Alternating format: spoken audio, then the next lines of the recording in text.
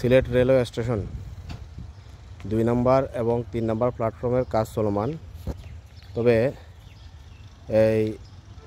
এই কাজে প্রচুর দুর্নীতি হচ্ছে। আমি আপনাদের সবার দৃষ্টি আকর্ষণ করছি। এই যে পুরানা গাঁথনির উপরে এই যে নতুন গাঁথনি করা হচ্ছে। হ্যাঁ, এই যে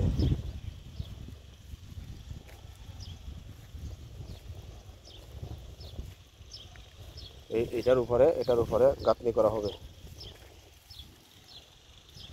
আর প্ল্যাটফর্মের এই যে ঢালাই না ভেঙে এখানে দেখতেছি কাজ শেষ করে ফেলাইব। এটার উপরে বালু ফেলাই দিব।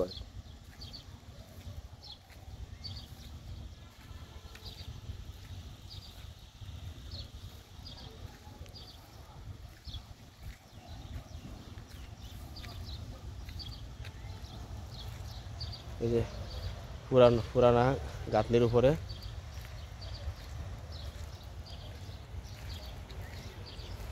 নতুন গাঁথনি করতেছে।